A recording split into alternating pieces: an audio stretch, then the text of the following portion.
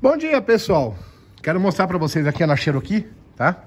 Como é que se resolve barulho, suspensão dianteira da Cherokee, principalmente quando tá originalzinha aqui. Lô, encaixa a engraxadeira aqui pra gente. Isso aqui é uma engraxadeira, ele vai encaixar ela no pino. Encaixa. Isso. Presta atenção, vai, bomba, graxa. Bomba. Aí. Simples, né?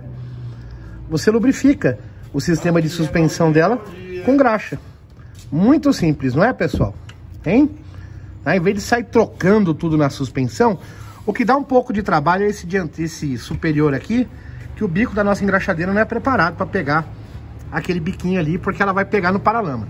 Então nós vamos ver se a gente consegue dar uma dobrada nesse tubo aqui, para ela poder chegar ali, tá? Simples, fácil, rápido, se não tem folga, não precisa trocar. Tá fazendo nheque-nheque? Basta lubrificar. Outra dica que eu vou dar para vocês aqui, ó, é da coifa, tá? Do sistema de homocinética dela, a mesma do Toyota Corolla. Tá bom, pessoal? Gostou da dica até aqui? Deixa o joinha aí para ajudar a gente a continuar produzindo conteúdo para vocês.